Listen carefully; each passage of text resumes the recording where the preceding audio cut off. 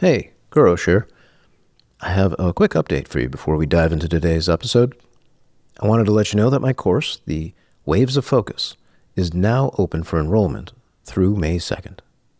The course is roughly a 3-month program where we explore how to transform this relationship we have with our minds, the wandering nature of it, helping it turn into this powerful asset rather than something we have to fight against. We'll dive deep into visit-based approaches rather than force-based methods, helping you create rhythms that work with your natural tendencies rather than have to fight against them. If you enjoy this podcast, I think you'll love the more immersive experience of the course. Head on over to wavesoffocus.com to learn more. All right, on with the episode.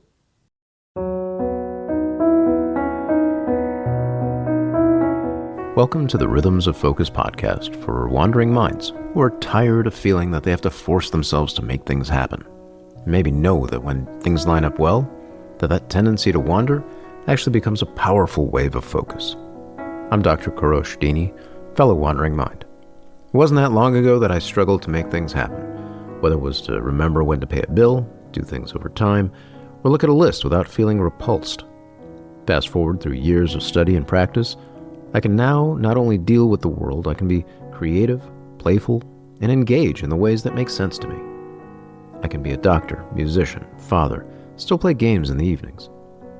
I've created this podcast to share these ideas so you can do the same, hopefully with a lot less of the troubles I needed to go through to get here. Whether you have ADHD, deal with anxiety, or just suffer from a powerfully creative spirit, I invite you to join me in this weekly podcast to start finding your own way to a calmer, more intuitive space. Please note, I'm not functioning as your doctor, psychiatrist, psychoanalyst, therapist, or otherwise. This is here for education, if not entertainment, and I do hope you enjoy it.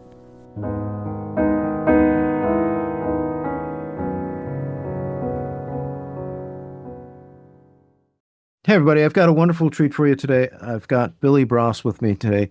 We'll be talking. I met Billy, so first I met him through an email campaign, I think. Originally, one of the productivityists in the space, Tiago Forte, had this email out there about how he developed his own, kind of marketing and his whole world in his conversations with Billy. And I was early on in my process of thinking through, what do I do with my course being productive? And so I thought, you know what, let me join in on this guy's program. He's got something going. So I did. And I was really quite impressed. I really appreciated, and it's really helped me kind of develop how I think through not only connecting to people, but it actually helped me develop how I think through my course itself, which eventually became the Waves of Focus, where I'm starting to work with adults with ADHD and this sort of thing. And so there are some core features in there that I think are absolutely wonderful in how Billy approaches connecting with people. And I thought, you know what, why don't I just have him on? I'll have him join us on this podcast here. So, Billy, welcome here. Thank you for joining us. Hey, Kurosh. Yeah, thanks. Thank you for having me. And I'm excited for this. I have a lot of respect for you and your work. So we always have good conversations. It's been too long. So let's get into it. Totally. I think one of the key things that really draws me, that let me connect with what you were teaching, is the sense of respect you have for the individual, for the person, to make their own decision. And I don't often hear about that when it comes to, let's say, marketing and such. I'm like sitting there trying to figure out, how do I market my course? And you really and that's such a core feature in like the work and how I write things and how I think. I'm like, this guy's singing my song here. And I'm curious how you got there. How did that become something for you? I don't know if you conceptualize it, that being so central, but to me it is. And I'm just curious what your thoughts are and how that came about. Yeah, it's important, right? Because we're in this, yourself and me, and I'm sure a lot of your listeners too, especially when you're in business for yourself and you have to do this thing called marketing, which often feels very, very icky. It can be very manipulative. And when I got into it, I really had to learn it out of necessity. I had a real job for a while out of college. I was in the energy industry, a very technical, scientific field. And I was trying to leave, so I started this beer brewing website on the side, and that was my path out of there. But I realized, okay, now I need to do marketing in order to sell these beer brewing courses. And so that got me into this world of sales and marketing. And like a lot of people, I said, wow, this is, on the one hand, it's fascinating and I love it. And that's why I'm in the field. It's about people. I've just, to answer your question, I've always had an interest in people. I'm a fan of people. I'm a fan of human beings. And at the same time, you get into marketing and you say, wow, human beings are often taken advantage of and manipulated. And I guess that's what started it. And then so it's just kind of natural, just kind of intuitive. But then, as I do, I went down the rabbit hole and started to ask, okay, well, why is it important to treat people this way? Why is it important to treat people as if they have inherent dignity? Why is it important to give people agency? And that was a fun path that I'm still on. And over the past few years, I've had a lot of revelations about. But that's what started it all. It was really just kind of out of necessity, and then asking the question, okay, I feel like this is the right thing to do, and that's a loaded term, right? Like the right thing to do, the morally right thing to do, but why? Why is that important? You know, one of the troubles that I think wandering minds tend to get into is how much they wind up forcing themselves in some way to get something done. They they don't have a sense of trust in themselves often. They drop things, lose things, forget to pick things up. There's 17 different projects sitting on the dining room table that are all half complete and this sort of thing. And so they wind up forcing themselves. And that parallels so much what I think happens in terms of the world of marketing and when it's not done well, when it's in that sort of like, let me take advantage of a person's emotion and just like twist this way and twist that way. And so I just see this wonderful parallel between how you approach people and say, no, let me educate, let me help you understand, like kind of reflect on what's going on in the options in your world so that you can make your own decision. So to come back to your question, why is it important to give them that sense? I think it aligns somewhere in there, but what have you come to? How have you been able to answer that for yourself? Yeah, it's been in my mind a lot recently, and I wrote a manifesto about this, a marketing manifesto. And yeah, I realized that I used this metaphor of the fish born into water doesn't know that he's in water, and so much of the marketing advice that I read, when I was studying marketing copywriting, it comes from this one school of thought. It really comes from behavioral economics, psychology, like more like modern pop psychology and behavioral economics. And so you read, there's a lot of things about loss aversion and cognitive biases and triggers. You'll hear a lot of that kind of language. Like what you want to do is tap into the mind of your prospect and press their emotional hot buttons.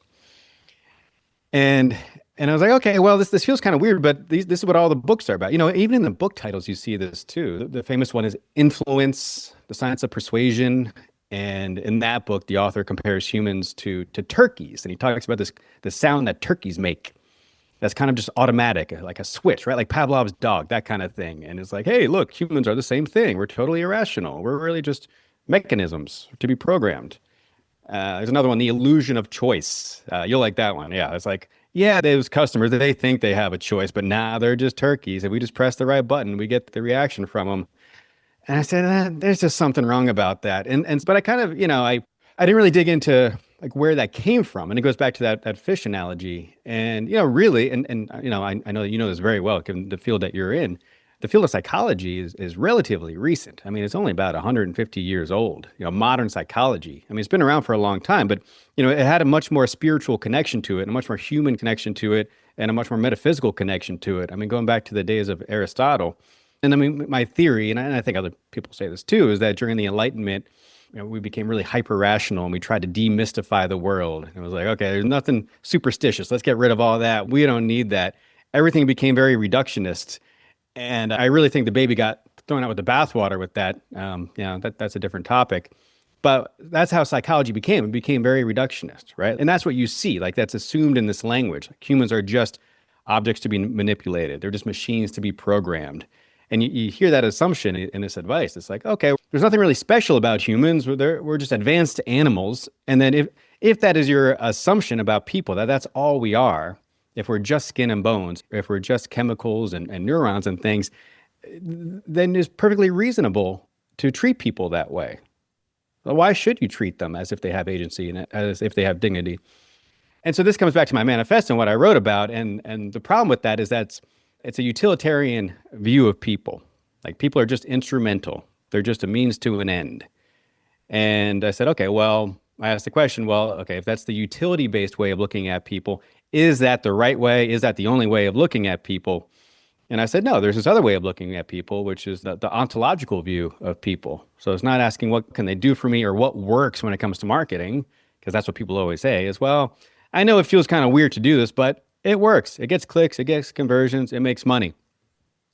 And that, again, that's perfectly reasonable if you start with the assumption that humans are just machines to be programmed, which again, my theory is that comes from the Enlightenment, this reductionist view of the world. But if you start with a different ontology, and if you start with the ontology that human beings have inherent dignity, then you don't treat them that way. It's a priority. It's upstream of utility. You can ask what works, but if you do it within the frame of humans have inherent dignity, then you don't treat them that way. Then you speak to their agency. And so that was, like I said, I was asking, well, why is it important to treat people this way? And I took my shovel and I dug and I dug and I dug. And, you kind of hit the bedrock of reality in this field of ontology, which asked that very question, what is real? I think parallel to what you're talking about is this somewhere in the early 1900s. I've even quoted it, and I can't remember the exact quote and who said it because I don't have it at the tip of my fingers, but had essentially taken psychology in the direction of that everything that is worth anything can be measured. Essentially, that's the only way to deal with things is to have it be measurable. And I think that really did a massive disservice. And just along the lines of this reductionistic view, when you have this idea of inherent dignity in a person, that's not measurable in any sense. But isn't that the most important thing? like aren't some of the most important things not measurable in that way? Yeah, well, it's funny too, because I hear people say the same. I used to say the same thing, by the way. I was the worst reductionist. I was totally into those books. I wasn't spiritual, wasn't religious at all. That has all changed, but I was totally one of those people. But, I realized that even that phrase that you said, the only things that are real are things that you can measure. Well, that's a self-refuting statement because that's a truth claim and you can't measure that statement. Exactly. Right. So you cut off the limb that you're sitting on with that statement. I love that. Yeah. No, that's totally true. I remember reading somewhere about you that you were deep into the hard sciences at one point. Do I remember that correctly? Yeah, and still am. And that's a lot of the work that I do now. The consulting work that I do is deep in the sciences because I have that background and I can understand it. And this will probably go into, I think, what we're going to talk about with story. The problem with that is that, again, it's very reductionist and scientists, and again, I was one of these, tend to get lost in the facts, but they don't connect it to meaning. Absolutely. There was one other thought I wanted to bring up. You mentioned this idea of games. Like you're talking about what works, and people will talk about gamifying things, and like let's press the button here. And this is one of the ways that I think, our topic connects with the idea of the wandering mind. A lot of people look at how can we gamify things? How can we make it so that we do the thing? Essentially, it means I want them to do this. Why don't we connect it to this other thing that they're already interested in and then make it a part of that somehow? To make it so you're essentially driving people by the emotion that it's connected to, something like that. And I think what people lose entirely in that process is that actually games are anything but that. That games themselves are actually a flow of play and challenge, and that you actually get into the material for the material, and that those blips and bloops are actually, those are annoying. Those are novelty. Those will go away quick. Anyway, it was just a thought I'd had about that. I don't know if you have any thoughts about that, but just kind of where my mind went. No, that makes a lot of sense. Yeah, and to tie it back, you mentioned, productivity earlier, and I'm a fan of your content as well, and that's why your work resonated so much with me. The idea of of force-based productivity and this gentler, visit-based approach that you take. Yeah, I'm all in on that idea. You mentioned story, and I'm absolutely enamored by story, and like somewhere that I think I had a similar path because I was a bit into the hard sciences at one point, into physics and math and all the rest in college, and somewhere became disillusioned, and then eventually found myself where I am in doing therapy work and analytic work specifically. And that idea of story, I'm wondering, how did story become so important for you? Mm, yeah, yeah. To me, the story is really about it's about attention. It's about consciousness. It's about meaning. That word that I said earlier. I don't see story as just a recapping of events. Just kind of a rote. Okay, this is what happened, and then next I did this, and then next I did this. There's just too many facts. There's too much happening in the world to try to capture all that. What you see like with storytelling over time is that it's kind of like the game of telephone, where everything that is essential, it gets distilled and it gets passed on, where everything that is trivial, that's not essential, gets stripped away. And so that's really how I see a story. It's not so much like a video camera, like surveillance of the exact facts and everything that happened. It's really about meaning. And that connects to my work because, again, a lot of people, especially these more scientific minds that I work with, tend to get lost in those details. They kind of get lost in the facts. And you need that, but you need both. And I'm really big into symbolism, like cosmic symbolism, really coming from ancient Christianity and the idea of heaven and earth and the idea of heaven representing meaning, kind Mm. of you might call it the plan or the purpose or the telos, the teleology, to use that Greek term. And that needs to connect to earth. And earth is the facts. It's the example. It's the parts. And so what you're trying to do is to find that union. And that's a big thing that I do is I take these facts and I say, okay, those are not okay. Those are good, but they're nothing on their own. They don't have any meaning on their own. We need to connect them. We need to join them with heaven. We need to join them with meaning. Mm. And that's largely what I do. And that takes the form of really shaping an argument. I mean, that's really what people hire me for. And that's my approach to marketing. I see marketing as an argument. The manifesto, shameless plug, is marketingisanargument.com. But that shows you how much I believe in that. Right. And so that's a big part of my work is adding meaning to fact and doing it through argument. So I'm stunned and fascinated by the idea that you just described of heaven as a symbol of meaning itself, and earth as the manifestation, in a sense, or the facts. I don't know if you use the word manifestation, but this is kind of how I heard it. And The material reality. Yeah. yeah, the material reality. All right, then how does argument fit within that? Argument is the meaning. So, you might have, let's say that you do a scientific study about cancer rates in the United States, and you can Mm. generate a whole lot of facts Hmm. from that, right? You can have statistics about the rates and who it affects, demographics and everything. But that doesn't tell you what to do. And that's a Hmm. big mistake a lot of people make is that they think the facts speak for themselves. So you need to join that with heaven. You need to join that with, okay, there needs to be a should in there. Okay, so Hmm. we have all these facts, but what should we do? Because those facts don't tell you how much of the government's budget we should allocate towards research, cancer research. Hmm. Should the government even be involved at all, or should we let private industry handle that? You need to make an argument for those things. Hmm. And you can also look at it. I use argument and story somewhat interchangeably, but when you see a story the way that I do, right, through the lens of consciousness and attention, and hey, it's about what's important. That's how it really dovetails with this idea of an argument and the should, right? You're arguing for what's important. Hey, if these are our values and this is what's important to us, let's say with health in the United States, and here are the facts, here's what we should do about it. Here's my Hmm. recommendation. I hear it as vision, like the Yeah. ability to fashion a vision, or to I don't know if fashion a vision is quite it, but maybe there's some of that. But there's a degree of being open and receptive to a vision, to being able to like any sort of creative process is something that involves a blurry vision. Like you're trying to figure it out as you go. You see a direction, you feel a direction, you sense it, and it's that act and that process. And I guess what I'm hearing you say as an argument, in a sense, is being able to convey that vision in some way. Say, look, I see something in that direction, and do you want to join me? It's kind of like something along those lines.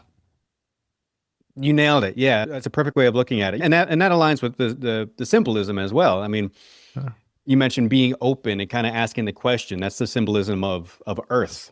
yeah. That's the feminine. Mm. Kind of sitting with the question. It's the symbolism of potential. It's the symbolism of water, right? Because water, it hides. You don't know what's underneath there, right? There could be literally anything underneath there. Yeah, yeah. And then so what you need to do then is join that with the masculine, which is heaven, and give some kind of purpose to that, or plan. Plan is a good word. That's another word for heaven. And so when you join Mm. those two things, then you have both, right? You have this potential that you can pull out of, but it's not chaos anymore. That's another way to think about this symbolism: is heaven is order, and earth is chaos, right? Mm. But chaos, Okay. not in a bad way, just kind of like facts that are not joined to meaning, that are just kind of floating on their own, and they're searching for meaning. And so what you do is you take all these facts, you take all this potential, and then you join it with meaning, with a plan, and to use your word, and I love that word. I'm going to use that. Yeah, it's a vision. Yeah, yeah. Okay. Now, all right. So I'm getting caught up in the masculine and feminine thoughts about things, and defining those. All right. So we can probably go forever on those as well, but I'm just trying to think about that. So the feminine is more like the mystery, the unclear, the unseen. Masculine is like that's the plan. That's where it starts to take shape. Am I hearing it right? You got it. Okay. All right. All right. Cool. Interesting. Interesting. Yeah, I mean, you can see it. Like with this coffee cup that I have, Yeah. right? You have the cup. The identity of the cup is the masculine, Uh-huh. right? It's the name, right? Cup. It's one thing. This is like, you see this in the Bible. This is like the way that Genesis is read by a lot of Christians, which is it's an explanation of consciousness and how Hmm. consciousness arose in this pattern of heaven and earth. I mean, there's a reason why Adam names the animals, right? He's Hmm. he's giving a name. He's saying, sheep, dog, cat, right? That's the identity. That's order. Hmm. But then there's parts to the cup as well, right? There's the handle, there's the rim on the thing. There's all these different components to it. That's the earth, right? So it's the pattern of the one, the name of the thing coming from the top down, right? That's heaven, and then the Hmm. earth from the bottom up, all these parts. And that's kind of the idea, is that those two things are in union with each other, and you really can't separate them.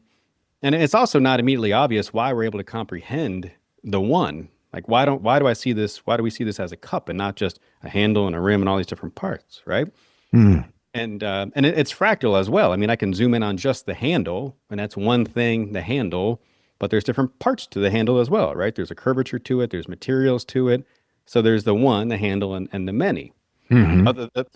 If we want to go the other direction, the cup is also part of a set in our home. It's one cup, it's just a coffee cup, but we also have wine glasses, beer glasses, of course, right? And all these other ones, right? So we have the cups in the house, that's the one, and then the many are coffee cup, beer cup, beer glass, etc. So that's that pattern. So that's really how I look at things, is always, trying to find that union of Hmm. of heaven and earth, of order and chaos, of meaning and fact.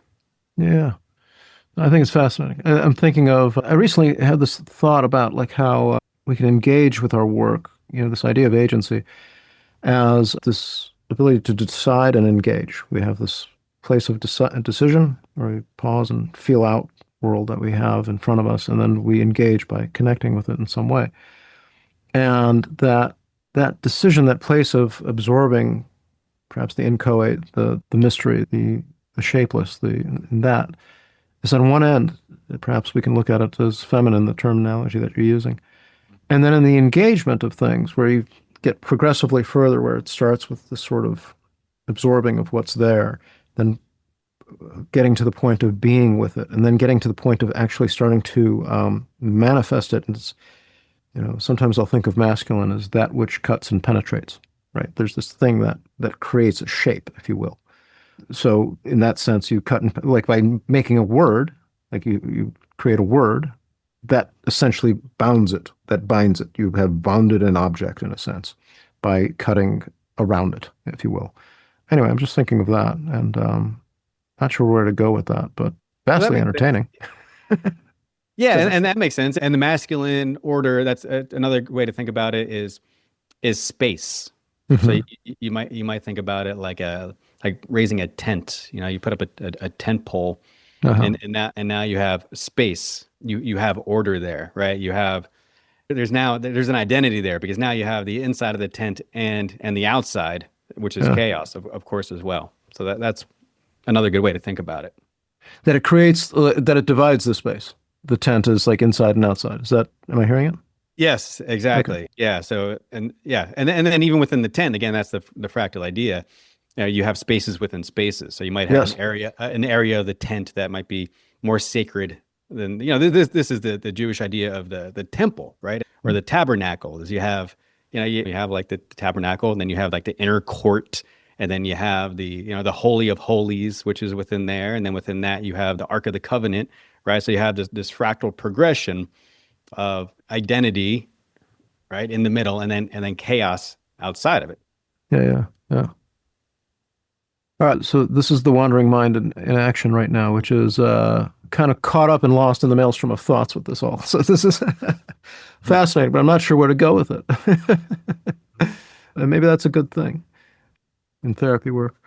There's a sort of state of being sometimes where you're just kind of there and you don't know what to bring up. You don't know what to say, either as a client or as a therapist.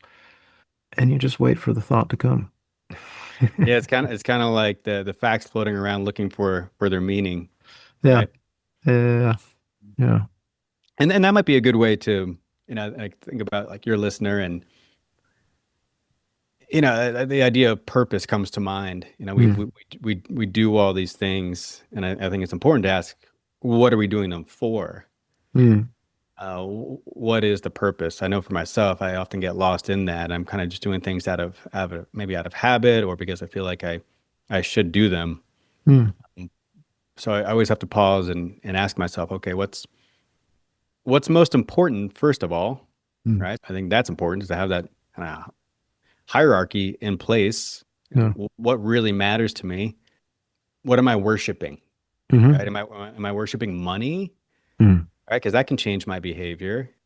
If that's what I sacrifice things for, if I shut the door in this office on my family, on my kids, and I don't join them in an activity because I want to work, because I want to make money, okay, well then I clearly made a decision. Because you can tell what you worship by what you sacrifice to, right? mm, So if I'm sacrificing my family to work, to money, then it's like, okay, well, clearly money is the most important thing. I'm not. I mean, you need to be.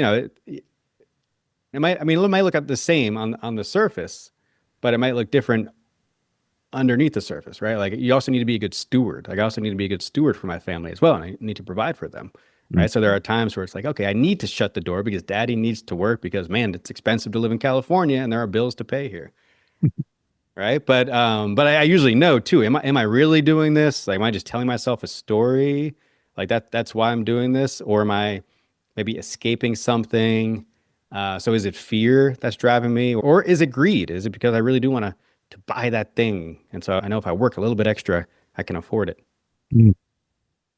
A whole bunch of stuff came to mind with that. One, first of all, is that ability to pause, that ability to say, let me stop myself while I'm in the middle. Like, you catch yourself having had made a decision, not realizing you'd made a decision. And that's where I hear you say, okay, what am I sacrificing to? And that gives me that indication of what I'm worshiping. And which I think is a wonderful statement. I just wrote that one down. And I guess the question then is, I think the hardest thing that I find in any sort of work, productivity, otherwise, is that ability to pause, to recognize when it's important to reflect and say, what am I doing here? What's my direction? What am I heading? What decision have I made and not even realized I'd made it? And you point out, I think, some important, like, am I following an emotional wave of fear or greed? Or, greed often is all, even itself, hiding other things, might hide a sense of wanting to live forever, for example. Like, if I have enough money, it'll protect me and make me live forever, even if you don't acknowledge that might be what's going on. But anyway, that ability to pause, I'm curious, how do you recognize that? How do you come to that place of, now's the time for me to hold on for a second?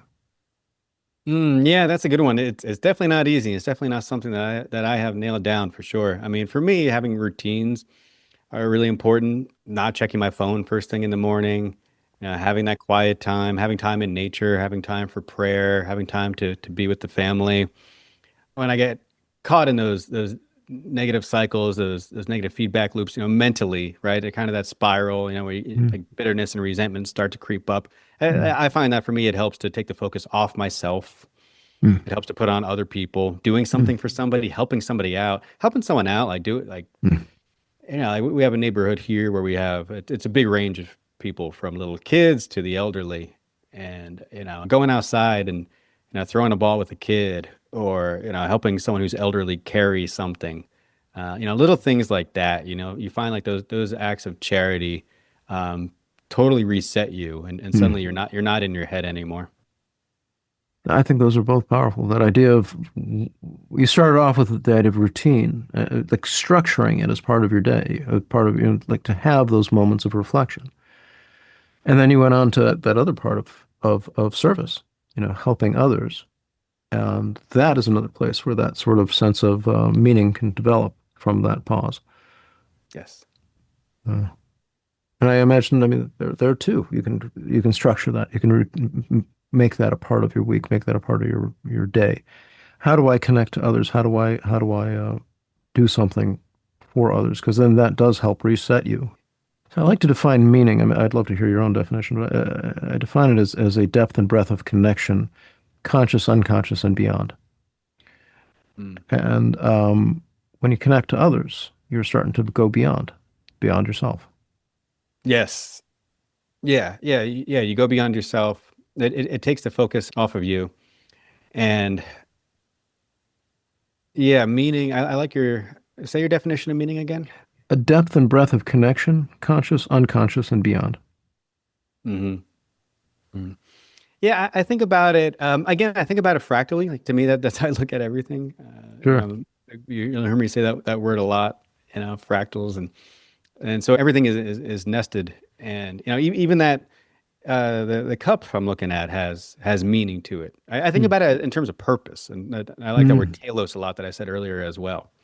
It's like, okay, well, what's the purpose of the cup? Well, it's to provide coffee, is to hold the liquid, and it would be a bad cup if it didn't do that. It wouldn't have much meaning to it, right? It makes a really bad hammer if I try to use the cup as a hammer. And it seems kind of trivial, but again, that's that fractal idea. But there's larger purposes as well, right? There's the purpose as my role as a father, Mm. to provide for my family. I mean, the role of the husband, the father, is really to sacrifice for the family, women and children first, right? When the ship is sinking. So that's really how I think about it. Like, what is this pointing towards? What is it oriented towards? What's its purpose? Mm. Purpose then puts the person, like purpose is assigned. Purpose is a thing that like the cup without people doesn't exist in a sense. Yeah, yeah, that's true. Well, yeah. I mean, to me, nothing really exists without people. Yeah, yeah, interesting. Okay. I mean, you can't really imagine a world without people, right? We only have one lens to look through, and it's the human lens. Yeah, we don't have the hardware capable of imagining it. Yeah, Yeah. yeah. Uh, Interesting. All right.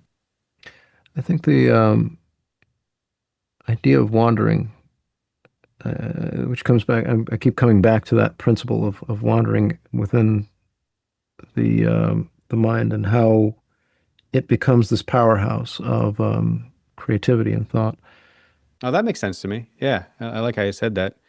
Yeah, that picture I painted earlier, the pattern of heaven and earth. That's how I think about that. When you say wandering, I picture literally a circle, Yeah. and that might be that tent. And then when you're wandering in chaos, right? You're wandering outside. So you might think about Mm. a medieval castle, Yeah. and you have the castle, and it's good. It's safe. It has an identity to it. It has an order to it. And then what do you do if you wander? Well, you wander outside the castle. You Yeah. wander into the woods, into the wilderness, into the mountains. And that can be good or bad. I mean, there's danger out there, but there's Yeah. potential as well, right? That's Yeah. that idea of chaos holding potential. You never know Yeah. what you're going to find, right? You might find some gold out there in the hills. And but again, what you want to do then is when you wander and you find this gold, whatever that may be, and I think it's what you're pointing at, is that there's creativity there, right? And again, Yeah. that's the feminine, right? The creativity, chaos, that's where it comes from. You then need to join that with something. So you need to bring the gold back to the castle and give it a purpose.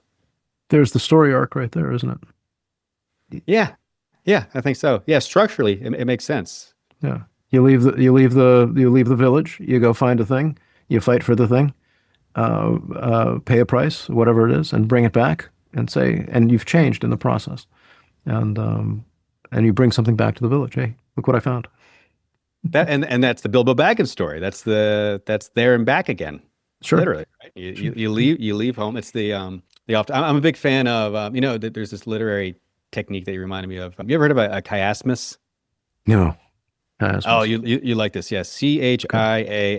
Chiamus, and it's essentially that order. It's like I wish I had an example top of mind. The order is ABBA, Hmm. and it's essentially that V shape, right? Like the there and back again story Yeah. where Bilbo leaves, he goes to the mountain. I think it's the Lonely Mountain, and Yeah. he returns again, and he's in the same place, right? Yeah. But he's changed, so it's not Yeah. quite just a straight line. It's a V, and you see this a lot in literature. Again at a fractal level where it could be the whole story, so it could be the entire the book of the Hobbit, but then also when he's at the Lonely Mountain, right? There's little excursions that he takes. He Mhm. leaves the mountain. I know I'm probably not getting the story right. It's been a while, but like leaves the mountain, goes and does something, and then comes back.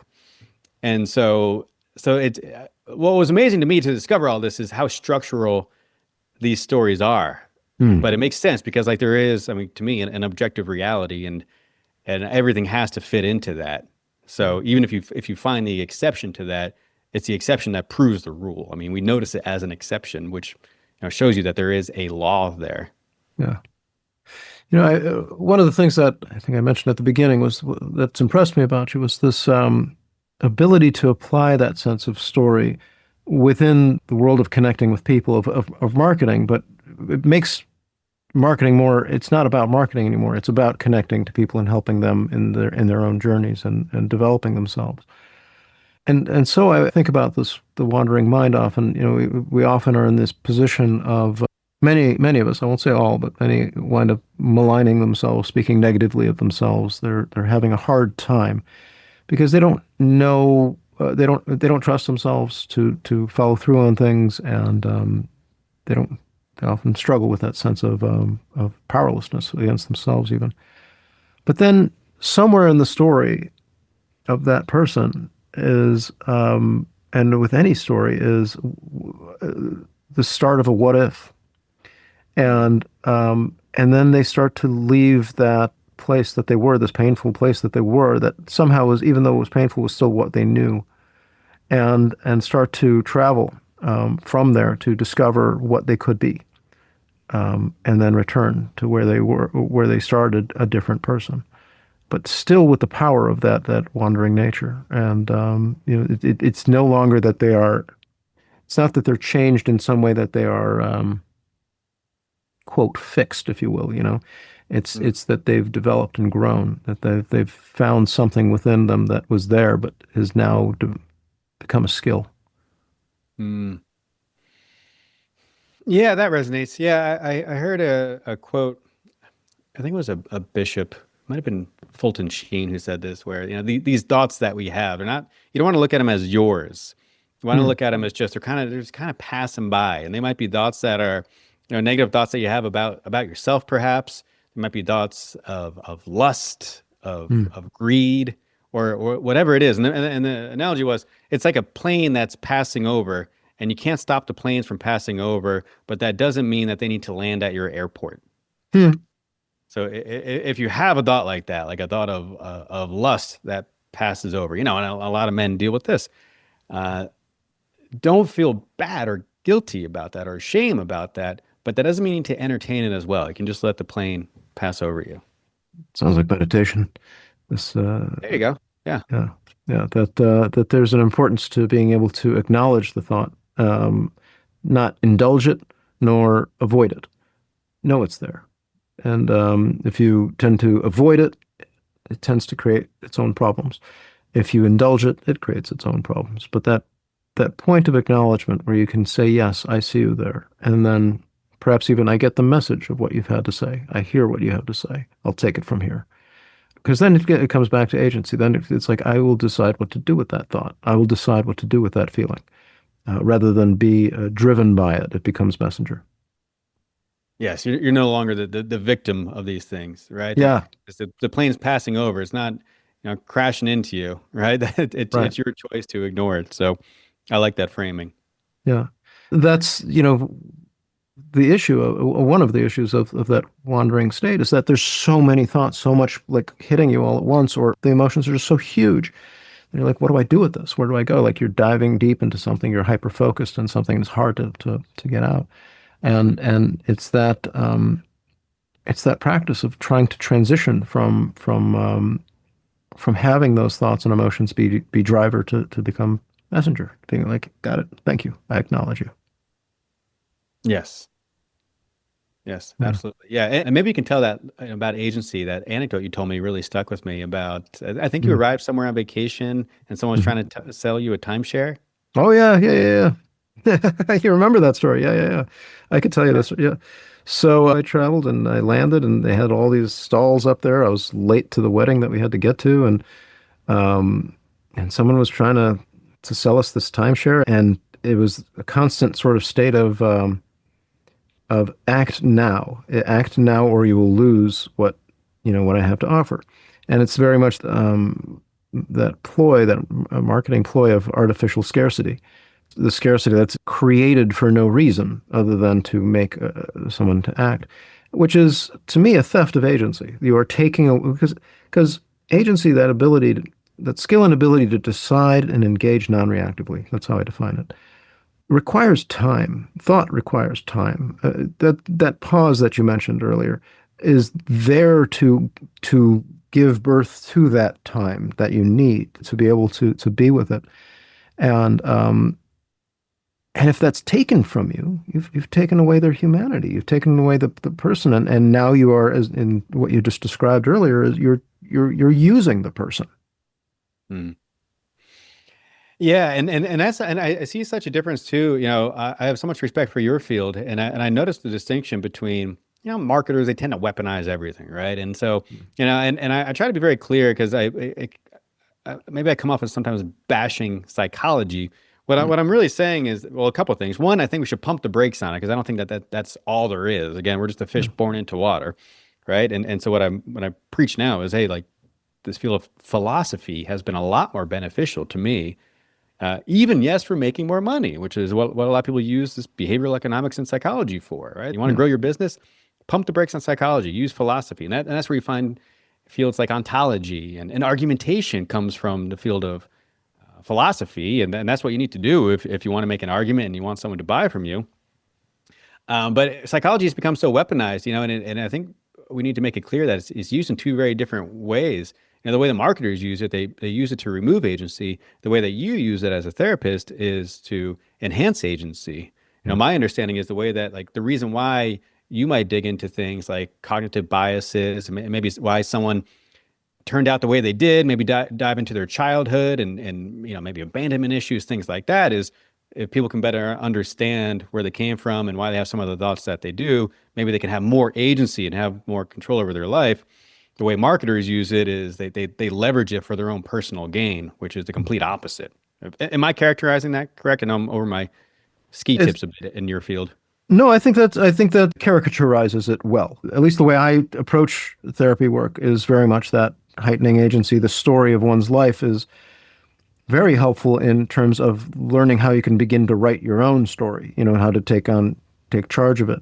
And again, what drew me to you and how you do your work in marketing is that you did not do that approach of taking it away. You're like, no, I want to educate. I want to tell a person, like, look, these are the options, and here's the option I've got and why it might be helpful to you. But there are other options out there, and maybe you've tried them, maybe you haven't.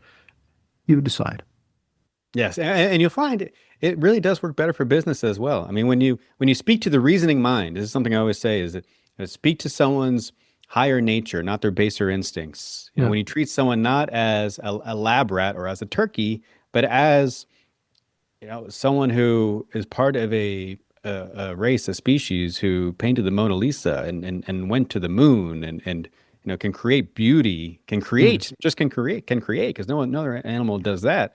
When you speak to that part of somebody, which you totally have the choice to do, by the way, Mm. then you imagine having someone who came into your product or your service on those terms because you spoke to their better nature, because you spoke to their reasoning mind, because you laid out an honest argument backed up by evidence and sound reasoning.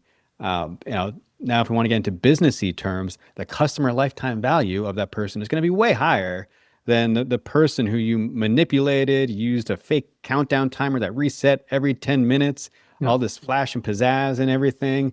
And that might work in the short term, but I'm not like preaching from the ivory towers here. Like I said, I had to do this from the trenches, and I've been behind the scenes of a lot of businesses. And a lot of people will post screenshots of the chart with the revenue spike in it using those manipulative tactics and then say, I can teach those to you too. What they don't show you is the other spike that comes directly afterwards, which is the spike in refunds. Yeah. I think you're speaking to that sense of trust for the individual. Like one of the things that we need to develop to, when we want to be productive or otherwise, is like, can you develop trust between your past, present, and future self? Can you develop the trust between yourself and the emotions that come to you, the thoughts that come to you, and where you can say to it, hey, I hear you.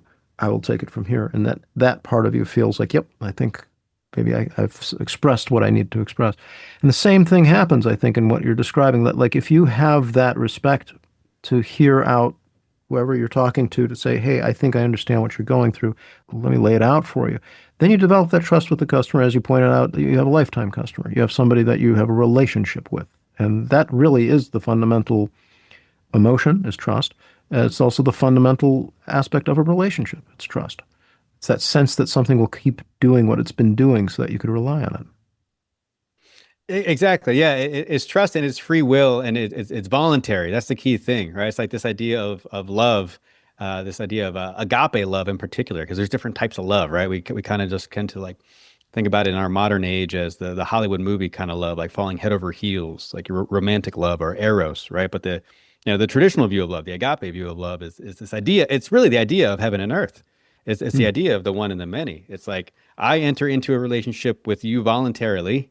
And when we do that, one is formed. There is a relationship there. We can call it one relationship. Might call it the friendship between Billy and Kurosh, right? But it's entered in voluntarily, and you can leave voluntarily. There is one there, but this is the key thing. You still retain your identity. I'm still Billy. You're still Kurosh. We still have our uniqueness and our idiosyncrasies. It's that tension of having the yes and the fact that it is one thing, but then there's also two unique individuals who are there out of free will. No, they weren't coerced into it. And that's that idea of love. That's that idea of relationship.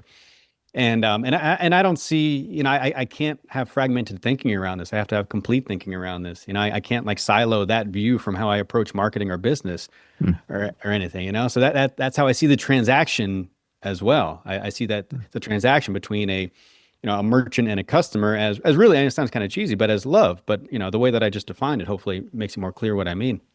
Absolutely. Agape. So I'm going to have to look that one up because I don't know the term. But Yeah, agape. Yeah.